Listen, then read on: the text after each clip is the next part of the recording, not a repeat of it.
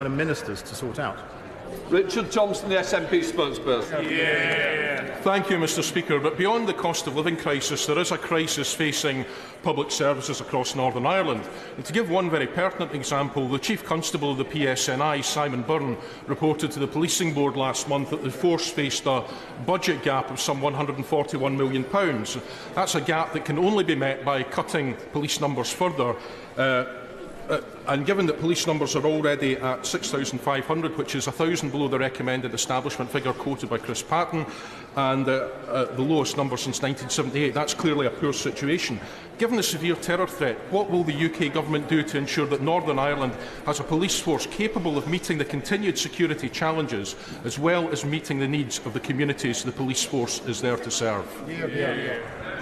So the police budget in Northern Ireland is devolved. Obviously, it comes through the Department for Justice, and they are having to live within their means, just like every other department. But I regularly meet and talk to the Chief Constable, and indeed the UK Government also provides an extra £32 million finance each year for such security measures. Sarah Atherton. Question 7. I was getting very excited then, Mr Speaker. I have identified the Right Honourable Sir Declan Morgan to be appointed Chief Commissioner Designate of the Independent Commission for Reconciliation and Information Recovery, and hopefully his appointment will come into effect when the bill receives royal assent. I welcome the progress made towards establishing the Independent Commission for Reconciliation and Information Recovery. But after 40 years of waiting and my mentioning this case in the Chamber over the last 3.5 years, Mr Vaughan-Jones and his family have never received a conclusive account of what happened to his brother Robert Tupara at Warren Point in 1979. Would the Secretary of State agree to meet with me to discuss this case and progress? Firstly, I thank the Honourable Lady for her question, and she raises a critical point, and I'd be delighted to meet with her to talk about it. But one I made earlier, that many families across Northern Ireland and Great Britain still do not have the answers they require about the acts of serious harm committed in the Troubles. The system has not worked as it is, which is why we need to pass this bill and establish the ICRIR as soon as possible. Jim Shannon. Thank you, Mr Speaker. Can I thank the Secretary of State for that there? When it comes to recognising the need for reconciliation and information recovery, it can never, ever be a substitute for the victims when it comes to their access to justice. So can the Secretary of State confirm today that the innocent victims will always be a priority for the Northern Ireland Office and for this Government? I can do that 100%, and he's completely right.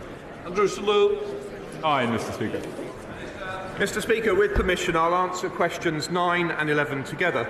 As a result of the Windsor Framework, Northern Ireland will be in a unique position of being part of the UK internal market as of right, having privileged access to the EU market, being under UK services regulation, and having access to the free trade agreements to which we're acceding. In addition, I've led trade missions with InvestNI to Canada and South Korea to promote brilliant Northern Ireland businesses overseas, and will take further similar steps. Selous. What would be the benefit to businesses in Northern Ireland in working with the Export Academy? Mr Speaker, I'm very grateful to him for highlighting the Export Academy brought forward by the Department for Business and Trade, and to illustrate their success, I'd point to Loudon Guitars, who take their products from County Down, their factory in County Down, to customers in Australia. I would encourage businesses across Northern Ireland and indeed across the UK to use the Export Academy, as he implicitly suggests. Thank you, Mr Speaker. How will the new New Deal for Northern Ireland funding help boost economic growth and increase Northern Ireland's competitiveness overseas? Mr Speaker, £400 million of New Deal for Northern Ireland funding will underscore the UK's commitment to supporting and protecting the interests of people and businesses in Northern Ireland. New Deal funding has been invested in projects such as a £15 million project for Skill Up to improve skills, £11 million for a cyber AI hub at Queen's University Belfast, and a number of other projects, including £8 million for InvestNI to help promote trade. Mr Speaker, it's a commitment of which we're very proud, and I could speak at even greater length. Ian Paisley. Mr Speaker, what is the Northern Ireland Office doing And what is the Minister doing to promote Northern Ireland businesses at COP28? This will be a significant opportunity for Northern Ireland businesses to be marketed on the world stage, especially hydrogen technology, which we have a hub there. Mr Speaker, I know that the honourable gentleman has a personal interest in this subject. I'd be very happy to meet with him to discuss how we can do more. I know that there are some excellent businesses in Northern Ireland, like Catagen, with an incredible technology for converting wind power and water into hydrocarbon fuels. And they're extraordinary businesses which should have the opportunity to participate. I'd be glad to meet with him to discuss what more can be done. That completes Northern Ireland questions. We now come to questions to the Prime Minister. Patricia Gibson. Number one, Mr Speaker. Mr Speaker, this morning I opened the Ukraine Recovery Conference alongside President Zelensky. The aim of the conference is to secure a resilient economic future for Ukraine. And as we mark the 75th anniversary of the arrival of the Empire Windrush tomorrow, I'm sure the whole House will celebrate the contribution of the Windrush generation who have done so much to build the Britain that we cherish today. And, Mr Speaker, this Armed Forces Week, we thank them for all they do to keep our country safe. This morning I had meetings with ministerial colleagues and others. In addition to my duties in this House, I shall have further such meetings later today. Patricia Gibson. Thank you, Mr Speaker. As inflation continues to outstrip pay awards, and tomorrow we expect to see the 13th consecutive rise in interest rates, will the Prime Minister tell the House by how much living standards have fallen during his 8 months in office? Well, Mr Speaker, I've always been very clear. Inflation is putting pressure on family budgets, and that's why the UK government has taken decisive action to support families through this difficult time, including households in Scotland who are receiving considerable support, not just with their energy bills, but also the most vulnerable as well. Mark Benji. Thank you, Mr Speaker. On this side of the House, we have got a proud record of supporting the nuclear industry, which is an essential part of achieving secure, low-carbon energy.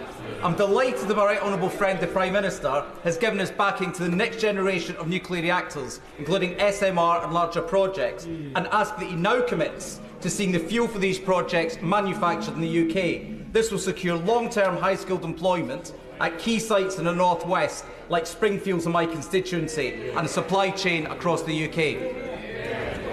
Well, Mr Speaker, we are preserving and strengthening the UK's nuclear fuel production capacity through our £75 million nuclear fuel fund. I know that Springfield Fuels in my honourable friend's constituency has benefited from £30 million of funding, and he's right to say that our domestic nuclear fuel sector has a critical role to play in supporting the UK's energy security and independence, and I know that he will continue to be a champion for the industry in this House. We now come to the Leader of the Opposition, Keir Starmer. Thank you, Mr Speaker. Can I join the Prime Minister in his comments about the Windrush generation who've contributed so much to our country and to the armed forces in this week and all weeks. And Glenda Jackson's passing leaves a space in our cultural and political life that can never be filled. She played many roles with great distinction, passion and commitment. Academy Award-winning actor, campaigning Labour MP and an effective government minister. We will never see talent like hers again. Mr Speaker, one of the Prime Minister's own MPs says Britain is facing a mortgage catastrophe. Does he agree with her? Mr Speaker, can I start by joining the honourable gentleman in his tribute to Glenda Jackson? And Mr Speaker, it's also right that we do support those with the mortgages, and this is why the absolute right economic priority is to halve inflation. Because inflation is what is driving interest rates up, inflation is what erodes people's savings and pushes up prices and ultimately makes them poorer. Now, this is why, a long time before I had this job, I highlighted the importance of tackling inflation. It's why that I said it is never easy to root out inflation, but we will take the difficult and responsible decisions to do so. It's an approach that the IMF has strongly endorsed in their words, and describing our actions as decisive and responsible. Keir Starmer. Mr Speaker, I realise the Prime Minister spent all week saying he doesn't want to influence anyone or anything. It was certainly keeping to that with his answer. He knows very well the cause of the mortgage catastrophe. 13 years of economic failure and a Tory kamikaze budget which crashed the economy and put mortgages through the roof. So will the Prime Minister tell us how much the Tory mortgage penalty is going to cost the average homeowner? Well, Mr. Speaker, as ever, the honourable gentleman isn't aware of the global macroeconomic situation. But let me do. But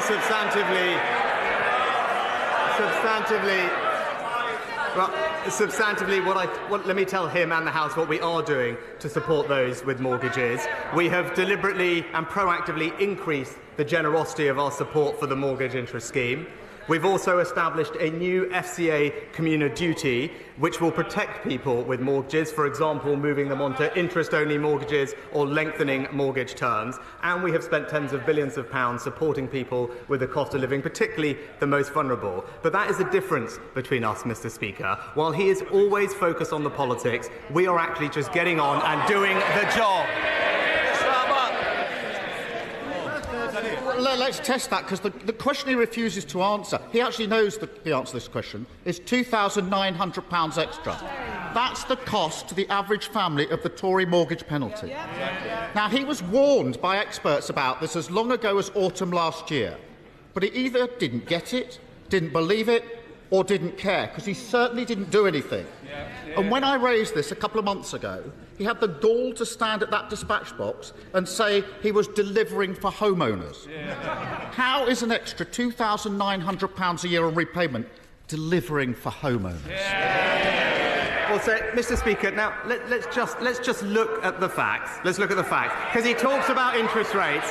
Perhaps the honourable gentleman could explain why interest rates are at similar levels in the United States, in Canada, in Australia and New Zealand, why they're at the highest level in Europe that they've been for 2 decades, Mr. Speaker. That's why it's important that we have a plan to reduce inflation. But in contrast, what do we hear from the honourable gentleman? He wants to borrow an extra £28 billion a year. That would make the situation worse. He wants to ban new supplies of energy from the North Sea. That would make the situation worse.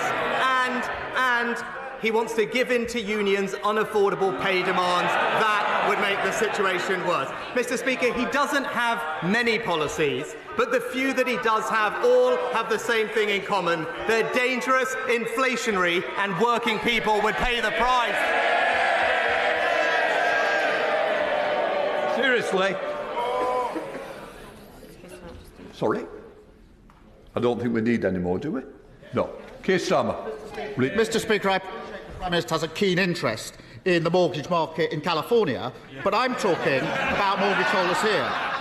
And whilst his government is consumed in law-breaking, chaos and division, working people are paying the price. This morning, I spoke to James in Selby. He's a police officer, working hard to keep people safe every day. The Tory mortgage penalty is going to cost him and his family £400 more each and every month. That's nearly £5,000. He told me this morning, they may not want to hear this, he told me this morning that they've decided to sell their house, to downsize, and he's just told his children they're going to have to start sharing bedrooms. Why should James and his family pay the cost of the Prime Minister's failure?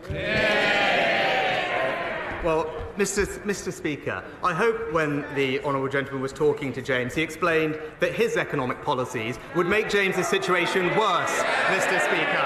And it's not just me saying that, Mr. Speaker. The Independent Institute of Fiscal Studies says his policy of never-ending debt and borrowing would damage James because it would increase inflation and drive up interest rates, leaving James and everybody else in this country poorer, Mr. Speaker. The IMF has said that our plan prioritises not what is politically easy, but what is right for the British people. That is what responsible economic leadership looks like, Mr. Speaker.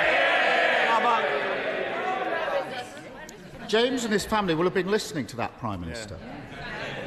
And their plight should keep them awake at night, because over the next few years, 7.5 million people are going to be in the same boat. all paying the Tory mortgage penalty, month after month after month.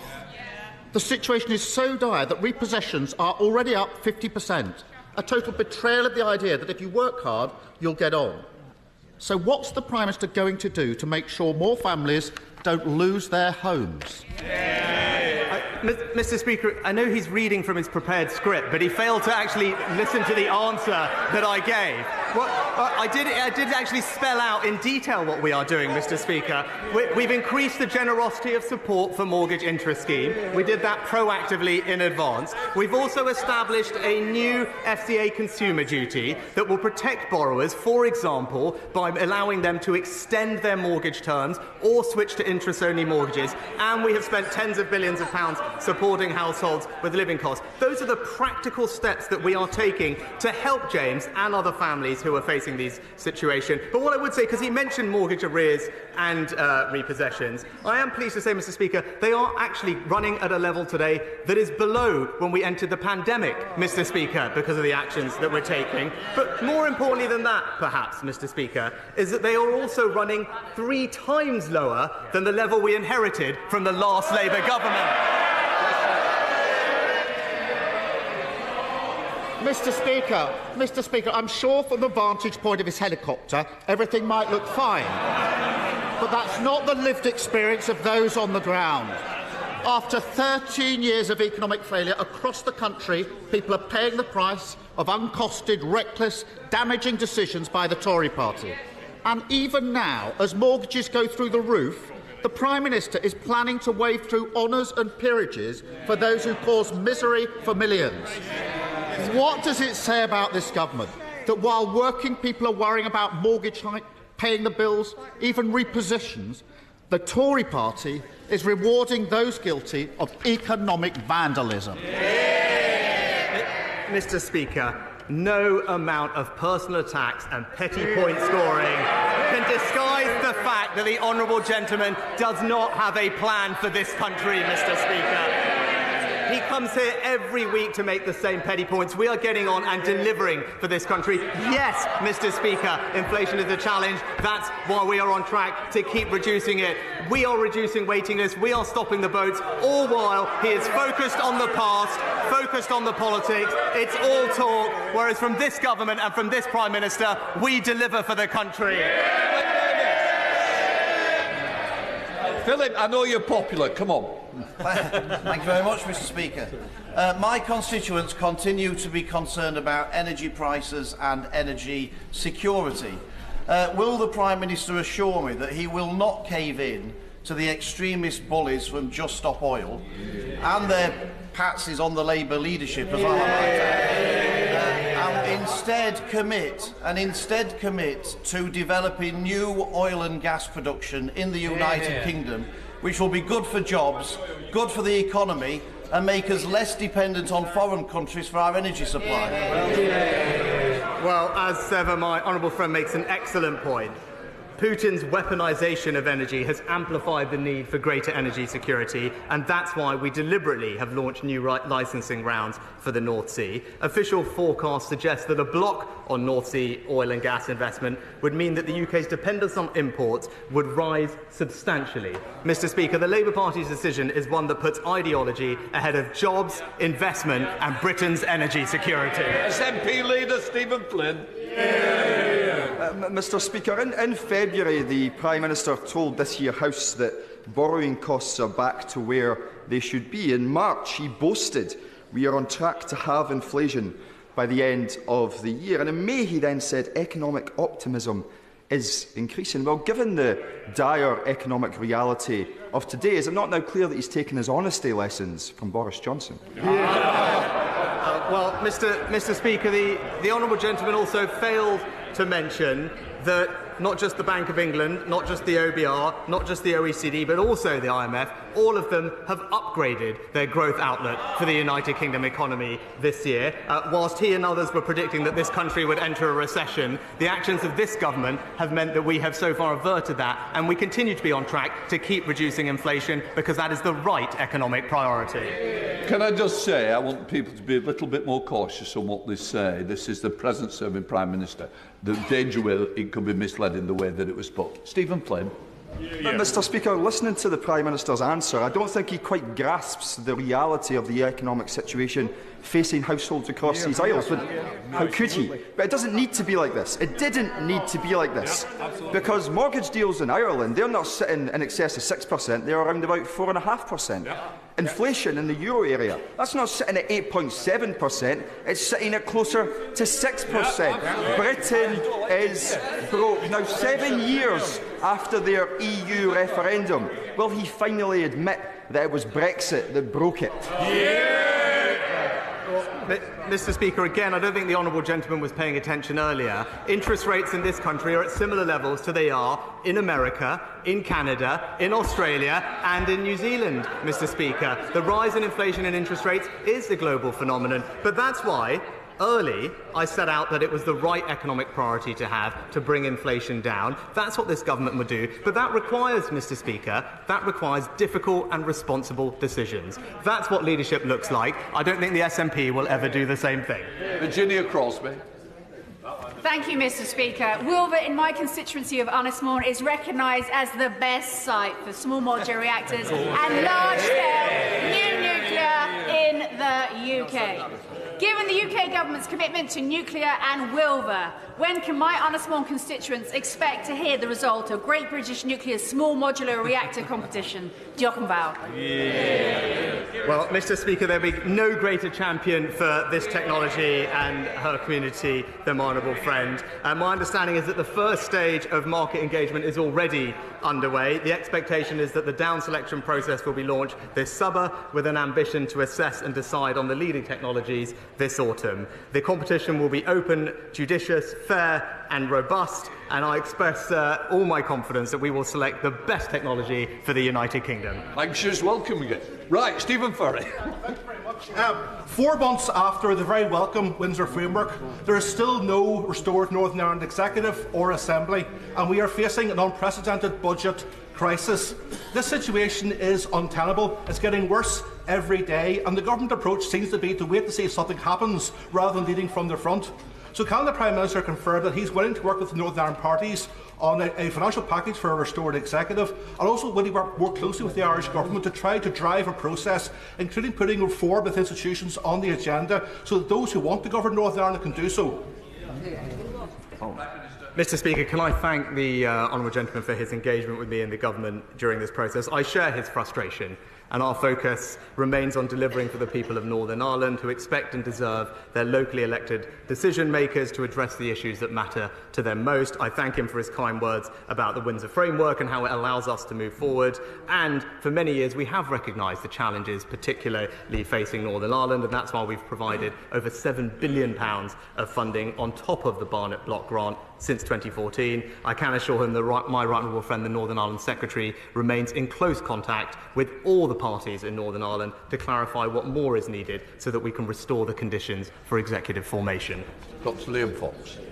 Thank you, Mr. Speaker. Since 2016, cumulative growth in Italy has been 4%, in Germany has been 5.5%, in the UK has been 6.8%. In May last year, British exports to the European Union were not just the highest since Brexit, but since records began. The UK had the highest growth of any G7 country in both 2021 and 2022. The Eurozone is currently in recession. We are not. Is it not time we heard more good news talking Britain up? Well, my right honourable friend is quite right to highlight the improvement in our economic outlook, and he's right to highlight the good positive news showing the strength in the underlying economy. And I know that he joins with me in saying that our economic priority right now must be to continue to bear down on inflation. But while we do that, we are putting the conditions in place to grow this economy. And as he said, unlike the party opposite, we won't talk Britain down, we will grow the country's jobs.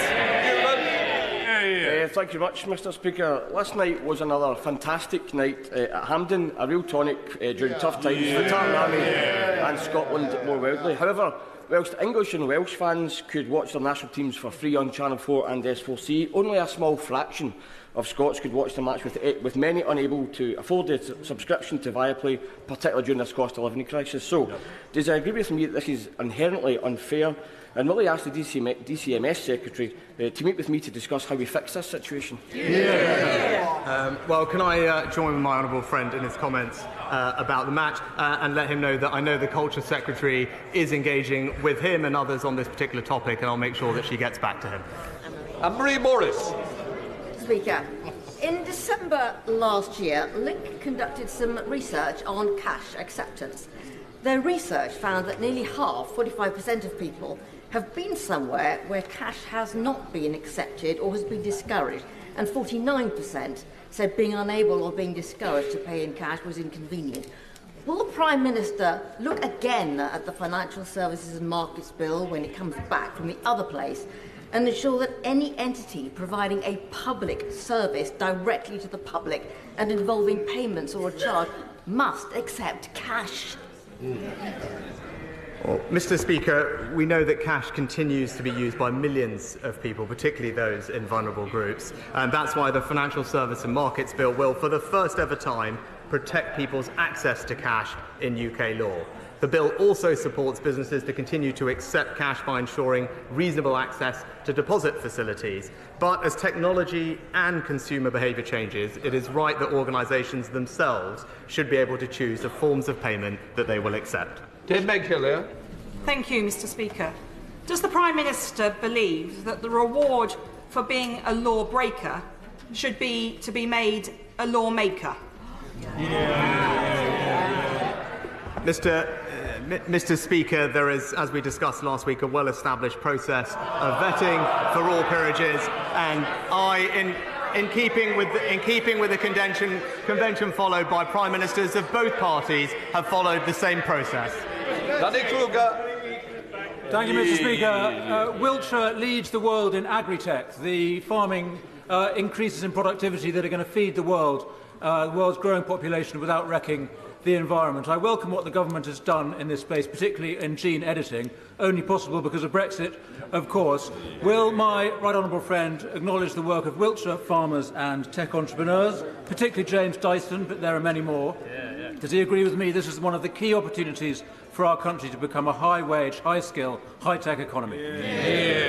Mr Speaker, when it comes to agri-tech, we are among the best in the world, with fantastic research bodies, businesses and pioneering farmers and growers, and I join my honourable friend in paying tribute to all of them. They're getting our support with £270 million farming innovation programme, and, as he rightly mentioned, we are seizing the opportunities from our exit from the EU, including through our plans to more quickly develop gene-edited crops that are resistant to drought and flooding, that will drive up growth, productivity and create jobs. Kevin Brennan.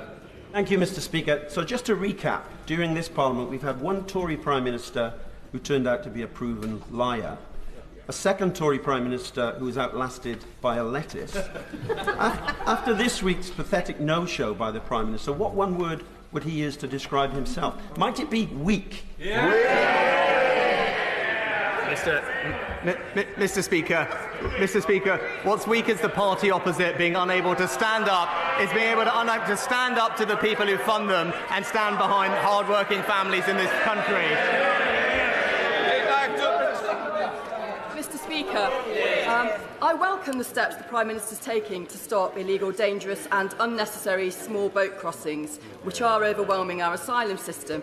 But I have to raise significant concerns about a recent decision to stand up a third hotel in Burton, as well as increase capacity at another hotel by 64%. This is going to have a serious knock-on effect for our response to homelessness and rough sleeping, as well as causing challenges for wider public services in East Staffordshire. What further support can the Prime Minister provide local authorities in East Staffordshire to deal with these urgent concerns? Well, Mr. Speaker, this is why we need to stop the boat so that we can relieve the unsustainable pressure on our asylum system and accommodation services, which is costing British taxpayers over £3 billion a year. Our new bill will ensure that anyone arriving illegally will be detained and swiftly removed. But in the meantime, we will take action to address the unacceptable costs of housing migrants in hotels. We recognise the pressure this places on local areas. That's why central government is providing further dispersal financial support, but I will ensure that my honourable friend gets a meeting with the Immigration Minister to discuss her specific local concerns further. Andy Slaughter. Thank you very much, Mr. Speaker. Imperial NHS Trust described the government's recent decision to delay the rebuilding of Charing Cross, Hammersmith and St Mary's hospitals as hugely damaging for the health and healthcare of hundreds of thousands of people. Will the Prime Minister keep the promise made to me by his predecessor 1 year ago from that dispatch box and guarantee completion of new hospitals on these sites by 2030? Mr. Speaker, the government remains committed to 2 new hospital schemes for Imperial College Healthcare Trust at Hammersmith Hospital and Charing Cross Hospital, and for St Mary's Hospital as part of the new hospital programme. We've expanded the programme, as the honourable gentleman knows, to include buildings with RAC, and we need to address those as a priority for the safety of staff and patients. However, we still expect the majority of schemes in Cohort 4 to be in construction before 2030, and I know that the department will continue to keep him updated on progress. David Davis. Mr. Speaker, the United Kingdom sanctioned Iran for promoting terrorism, for destabilising the Middle East, for supplying weapons to our enemies, and, of course, the proliferation of nuclear weapons. Within the past few weeks, the journalist David Rose has reported in the Jewish Chronicle that British universities have been undertaking research in collaboration with Iranian researchers and universities into areas of potential military applications, including drone technology, fighter jets, battlefield armour, and laser communication. Will the Prime Minister initiate an investigation into this and take action to stop the failure of our sanctions regime before it does any more harm to the national interest of the United Kingdom and our allies? Well, Mr. Speaker, I thank my honourable friend for raising this important topic. We take all allegations of breaches of export control seriously, and my understanding is that officials in the Department for Business and Trade are currently now investigating the allegations made in the recent press articles cited. We will not accept collaborations which compromise our national security, and that's why we've made our systems more robust, including expanding the scope of the Academic Technology Approval Scheme to protect UK research from ever-changing global threats. But my right honourable friend is absolutely right to highlight this, and he has my assurance we will keep on it. Dean McCabe. Could any of the material the Prime Minister's government is trying to avoid giving to the COVID inquiry cover his tenure as Chancellor and his eat out to help out policy? Well, Mr. Speaker, as I've said before, I think it is right that we learn the lessons from COVID, and that's why, so that we can be better prepared for the future, and that's why the government has cooperated in a spirit of transparency and candour with the inquiry, handing over more than 55,000 documents so far, Mr. Speaker. That there is a very specific point of disagreement. As the honourable gentleman well knows, it is the subject now of legal proceedings, so I'm not able to comment further. Greg Smith. Mr. Speaker, despite being world leaders in motorsport, the UK has not hosted a round of the World Rally Championship since 2019. We now have an opportunity to host a round in Northern Ireland next year to bring in excess of £100 million to the economy. But to make that happen, the promoters need government underwriting of approximately £1 million. So will my right honourable friend the Prime Minister agree with me that this event simply must go ahead and instruct the relevant departments to work with the APPG for motorsport, Motorsport UK and the promoters to make it happen? Well, Mr. Speaker, Northern Ireland is a fantastic place to host international events, and I'm delighted that my honourable friend shares my enthusiasm for driving forward prosperity in Northern Ireland. And with tourism, though, being devolved in Northern Ireland, I suggest he engages with Tourism NI on this potential event, and I look forward to hearing how he gets on. Mr. Speaker, the UK government and His Majesty's loyal opposition refuse to face up to the bleak realities. Brexit is causing weaker growth and a soaring inflation, according to the former governor of the Bank of England. The LSE says EU trade barriers have added an average £250 to household food bills, and Scots fishing chiefs are saying they were sold down the river and scoff at the talk of treaty renegotiation as just spin. With such colossal failures stacking up, and the former PM, who played a leading role in the Leave camp, finally exposed as a serial liar, will the current PM apologise to my constituents in Edinburgh North and Leith? Mr. Speaker, I'll just point out to the honourable lady, because she's going on about the EU and us leaving it. We have actually grown faster than France and Italy since we left the single market, Mr. Speaker. Our exports have also grown by 25% just since COVID, and as we heard from our honourable friend earlier, that every single international organisation has upgraded their forecast for UK economic growth. That's because we've got the right priorities to drive growth, create jobs and spread opportunity in every part of our United Kingdom. Thank you, Mr. Speaker. Hospices across the UK provide quality but also compassionate care to people at the end of their lives, such as Mountbatten Hospice in my constituency, who looked after my office manager Sue Hall when she passed away in March. That's why I and her son-in-law, Miles Rogers, will be skydiving to raise money on Saturday, and we've raised £6,000 so far. The Prime Minister should feel free to donate to the campaign, and will really send his best wishes to all hospice workers across the United Kingdom. Well, can I join with my honourable friend in first of all wishing, I think it was Miles, good luck this weekend as he raises money, but also join him in paying tribute to all our incredible hospice volunteers and workers across the country. They do a fantastic job in all our constituencies at a very difficult time for families' lives, and we all owe them an enormous amount of thanks. Kim Farrell. Half of us, sadly, will get cancer at some point during our lives. And half of those with cancer will need radiotherapy treatment. Yet 3.5 million people in this country live in radiotherapy deserts where they don't have close access to the treatment, including my constituency, where my patients living in Westmoreland have to travel 3-hour round trips every day to get life-saving treatment. So would the Prime Minister back our proposal for a satellite radiotherapy unit at Westmoreland General Hospital in Kendal, and also help support all the other members living in the radiotherapy deserts to bring radiotherapy close to their communities too? Well, Mr. Speaker, I know, like the honourable gentleman, that access to healthcare in rural areas is particularly important given the distances that our rural constituents have to drive. That's why we remain committed to expanding the range of diagnostic services that are available through our proposal to roll out community diagnostic centres. And I think the record-breaking capital budget that we have in the NHS at the moment is delivering that, and I look forward to the department engaging with him on his plans for his local area. Thank you, Mr. Speaker.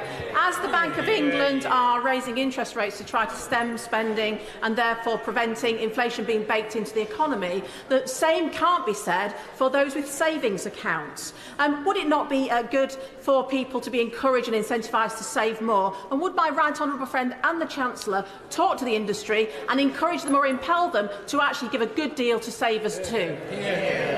Can I thank my honourable friend, because she raises an excellent point. It is vitally important that savers are treated fairly and the markets are functioning as competitively as we'd expect them to be. I'm pleased to tell her that my honourable friend the Chancellor is meeting with the industry and the banks this Friday to discuss the matter that she's raised, and we'll make sure that she and everyone else gets an update after that.